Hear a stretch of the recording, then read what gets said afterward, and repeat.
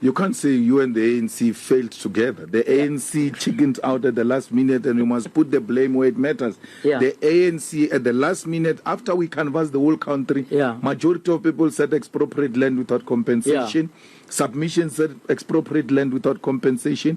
You are saying to me, people are scared. Which people? Because I've been all over South Africa. Parliament has been all over South Africa. You can go and find that in Parliament, where majority of people said expropriate land without compensation, and do what this guy of mine did in Midval. He didn't chase away the white man. He said, you've got too much big the land and you are not using it, all of it. So take your portion, I take my portion, then we use the land. Share. But you can't do that if you don't own the land. So you first make the state the custodian of the land. You say, every piece of land, including Malema's house, is owned by the state. But we will know, yes, Malema's house, you can't tamper with it. Your property must include the building on top of the land.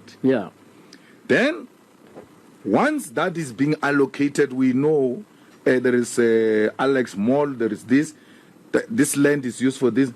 Then there is this idling land. What do you do with it? You give to the landless. Why should Alexander be the way it is when there is a big open land next to it? The other one is there by Mall of Africa. They even developed it that the family. It's 99-year lease now. But that land is owned by one family.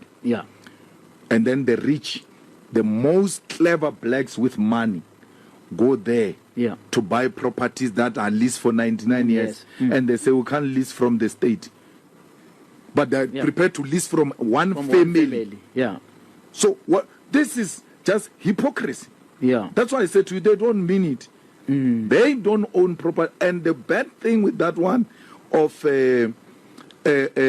Waterfall is that when the lease finishes, your children or great-grandchildren, they don't have a right to inherit that land. Once the lease finishes, they must still buy. They must enter into a new lease and buy. So we are suggesting what is being done in Waterfall already, but by a private company. The people who are saying to you, these people can't take our land, they are staying in flats, and they are given sectional title deeds that you own here, but they don't own the land where they were prepared to buy apartments and flats. Most of these people are staying in estates that are not owned by them, but they've got a problem with the state ownership. So it's not real. The obsession that our people are obsessed with the piece of paper called a title deed is not true.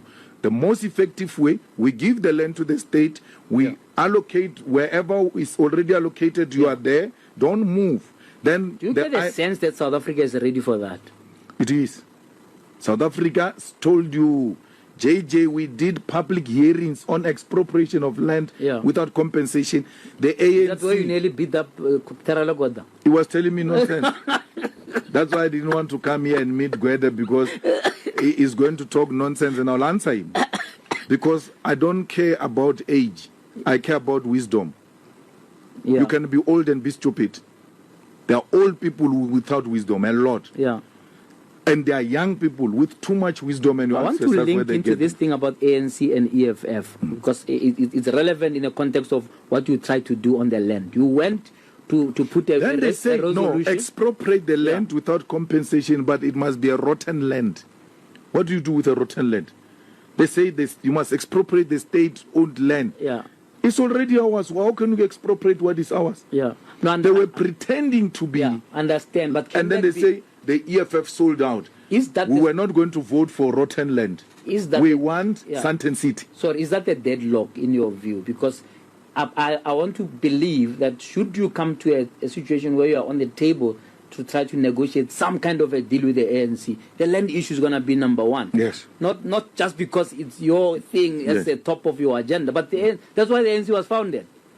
So it should be something that's common between the two of you. When I was in the ANC and Balega Mbete was a national chairperson, when she spoke about the land and how the economic commission at the CODESA sidelined the issue of the land, you know, it feels like she wants to cry about it because she knows the originality of where this compromise was made. So we will never miss each other with the ANC on the land question, because the ANC went to Nazareth and said we must expropriate without compensation, but elected wrong leadership, which who did not pursue that, who were scared to pursue the resolution. Unlike 1944, when the Youth League was formed and took a resolution including the program of action to revive the ANC and to radicalize the South African struggle.